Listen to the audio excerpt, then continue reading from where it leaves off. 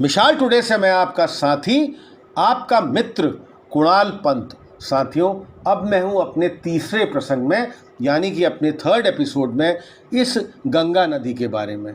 यह गंगा नदी के बारे में अंतिम एपिसोड या अंतिम प्रसंग है, क्योंकि अब हम बात करते हैं इस गंगा नदी के प्रदूषण एवं पर्यावरण के बारे में, यानी कि गंगा नदी की पॉल्यूशन और इन्वायरमेंट के बारे में। गंगा नदी विश्व भर में अपनी शुद्धिकरण क्षमता के कारण जानी जाती है। लंबे समय तक प्रचलित इसके शुद्धिकरण की मान्यता का वैज्ञानिक आधार भी है।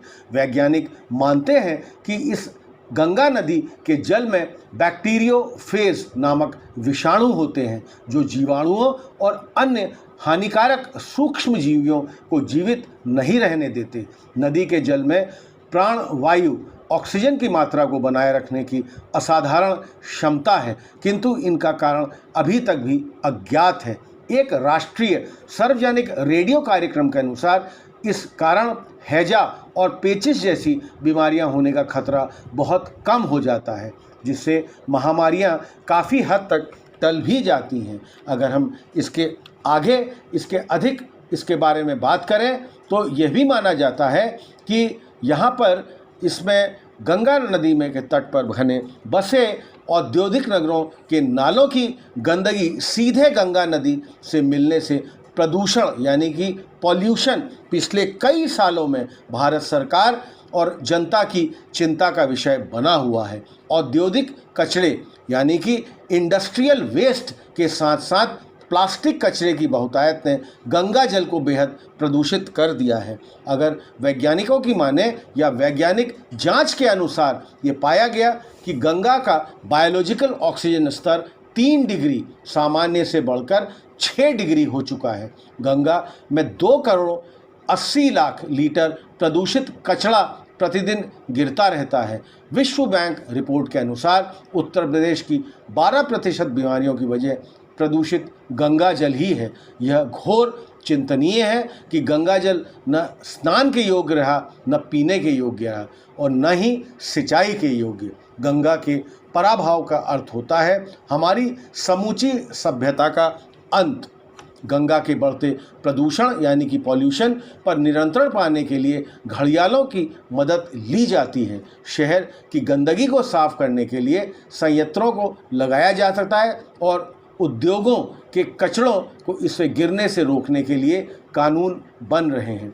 इसी क्रम में गंगा को राष्ट्रीय धरोहर भी घोषित कर दिया गया है और गंगा एक्शन प्लान व राष्ट्रीय नदी संरक्षण योजना लागू की गई है। हालांकि इसकी सफलता पर प्रश्न चिन्ह भी लगाए जाते हैं। जनता भी इस विषय से जागृत हुई है। इसके साथ ही धार्मिक भावनाएं आहत ना हो, इसके भी प्रयत्न किए जा रहे हैं। इतना सब कुछ होने के बावजूद गंगा के अस्तित्व पर संकट के बादल छाए हुए हैं। 2007 की एक संयुक्त राष्ट्र रिपोर्ट के अनुसार हिमालय पर स्थित गंगा की जलापूर्ति करने के लिए हिमनद की 2030 यानी कि 2030 तक समाप्त होने की संभावना है। इसके बाद नदी का बहाव वर्षा ऋतु पर आश्रित होकर मौसमी ही रह जाएगा। अब हम अगर बात करें नमामि गंगे, इस नदी की सफाई के बारे में पहल की गई है, लेकिन कोई भी संतोषजनक स्थिति अभी तक नहीं पहुंच पाई है। प्रधानमंत्री नरेंद्र मोदी जी द्वारा चुने जाने के बाद भारत के प्रधानमंत्री नरेंद्र मोदी ने गंगा नदी में प्रदूषण पर नियंत्रण करने के लिए इसकी सफाई का अभियान चलाया। इसके बाद उन्होंने जुलाई 2014 में भारत के आम बजट में नमामि गंगा नामक परियोजना आरंभ कर दी थी। इसी परियोजना के हिस्से के रूप में भारत सरकार ने गंगा के किनारे स्थित करीब 48 औद्योगिक इकाइयों को बंद करने का आदेश भी दे दिया। भारत में 2020 के 25 मार्च से 3 मई तक लॉकडाउन होने के कारण गंगा के किनारे सभी फैक्ट्रियां बंद हैं, जिस पर उनका गंदा पानी गंगा में नहीं जा रहा है और गंगा का जल बहुत अधिक साफ हुआ है। पिछले 10 वर्षों में पहली बार हर की पौड़ी कि गंगा का पानी पीने लायक बताया गया है। अगर हम इसके गंगा नदी के धार्मिक महत्व की बात करें तो भारत के अनेक धार्मिक अवधारणाओं में गंगा नदी को देवी के रूप में माना जाता है। बहुत ही पवित्र तीर्थस्थल गंगा नदी के किनारे पर बसे हुए हैं, जिसमें कि वाराणसी, हरिद्वार और प्रयागराज उत्तरकाशी मौजूद है। गंगा नदी को भारत की नदियों में सबसे पवित्र माना जाता है और यह मान्यता है कि गंगा में स्नान करने से मनुष्य के सारे पापों का नाश हो जाता है। मरने के बाद लोग गंगा में राख विसर्जित करके मोक्ष प्राप्ति के लिए आवश्यक समझते हैं। यहाँ तक कुछ लोग गंगा के किनारे ही प्राण विसर्जन या अंतिम संस्कार की इच्छा भी रखते हैं। इसके घाटों पर लोग पूजा अर्चना करते हैं और ध्यान लगाते हैं। गंगा जल को पवित्र समझा जाता है और समस्त संस्कारों में उसका होना आवश्यक है। पंचामृत में भी गंगा जल को एक अमृत माना जाता है।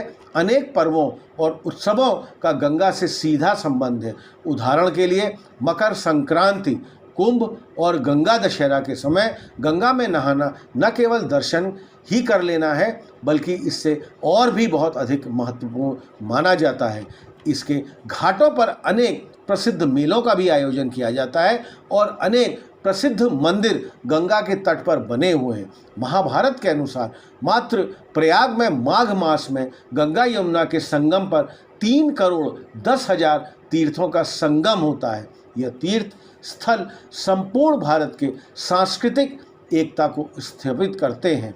अनेक लोग अपने दैनिक जीवन में श्रद्धा के साथ इनका प्रयोग करते हैं। गंगोत्री तथा अन्य स्थानों पर गंगा के मंदिरों और मूर्तियों की स्थापना भी की गई है, जिसके दर्शन कर श्रद्धालु स्वयं को कृतार्थ समझते हैं।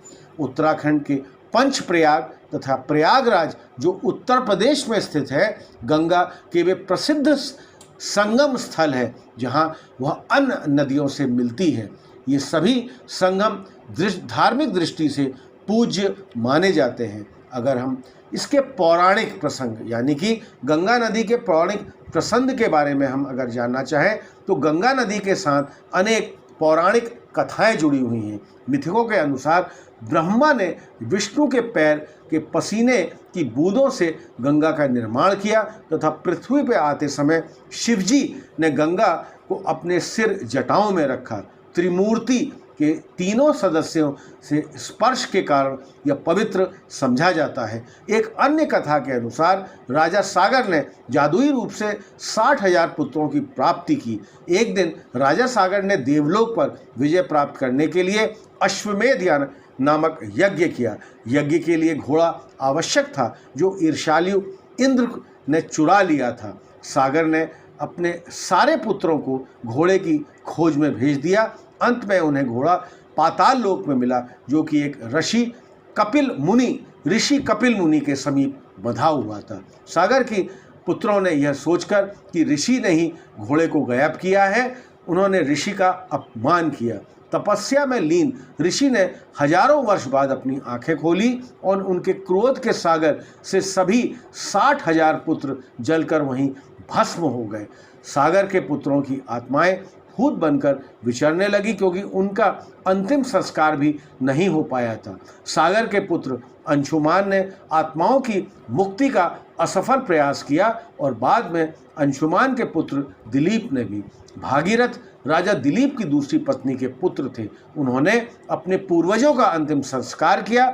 उन्होंने गंगा को पृथ्वी पर लाने का प्रण किया, जिसके लिए उनके अंतिम संस्कार कर राख को गंगा जल में प्रवाहित किया जा सके और भटकती आत्माएं स्वर्ग में जा सकें। भागीरथ ने ब्रह्मा की घोर तपस्या की ताकि गंगा को पृथ्वी पर लाया जा सके। ब्रह्मा प्रसन्न हुए और गंगा को पृथ्वी पर भेजने के लिए वो तैयार हो गए और गंगा को पृथ्वी पर और उसके बाद पाताल में जाने का आदेश दिया, ताकि सागर के पुत्रों की आत्माओं की मुक्ति संभव हो सके। तब गंगा ने कहा कि मैं इतनी ऊंचाई से पृथ्वी पर अवतरित होंगी तो पृथ्वी इतना वेग कैसे सह पाएगी। तत्पश्चात भागीरथ ने भगवान शिव से निवेदन किया और उन्होंने अपनी खुली जटाओं से गंगा के वेश को रोककर एक लट खोल दी, जिससे गंगा की अविरल धारा पृथ्वी पर प्रवाहित हुई। यह धारा भगीरथ के पीछे पीछे गंगा सागर संगम तक गई, जहाँ सगर पुत्रों का उद्धार हुआ। शिव के स्पर्श से गंगा और भी पावन हो गई और पृथ्वीवासियों के लिए श्रद्धा का केंद्र बन गई। पुराणों के अनुसार स्वर्ग में गंगा को मंदाकिनी और पाताल में भागीरथी कहते हैं। इस प्रकार एक पौराणिक कथा राजा शांतनु और गंगा के विवाह तथा उनके 7 पुत्रों के जन्म की है। तो साथियों, यह था हमारा आज का अपना अंतिम प्रसंग, यानी कि लास्ट एपिसोड गंगा नदी के बारे में। हमने आपको 3 एपिसोड्स में पार्ट 1, पार्ट 2, पार्ट 3 3 प्रसंगों में गंगा नदी की महत्वता और गंगा नदी के बारे में पूर्ण जानकारी दी। हमारे ये तीनों आपको एपिसोड्स कैसे लगे, हमको आप अपने कमेंट्स ज़रूर भेजिए। हमारे इस चैनल विशाल टुडे को अधिक से अधिक संख्या में आप सब्सक्राइब करिए, ताकि हमारे रेगुलर नोटिफिकेशंस आपको लगातार पहुंचते रहेंगे। हमारे इस चैनल को लाइक करिए। और हाँ साथियों, जैसा कि मैं बराबर कहता रहता हूँ, अपने कमेंट्स हमको आप ज़रूर पोस्ट करते रहिए। तब तक मैं आपका साथी, आपका मित्र कुणाल पंत, विशाल टुडे, लखनऊ से।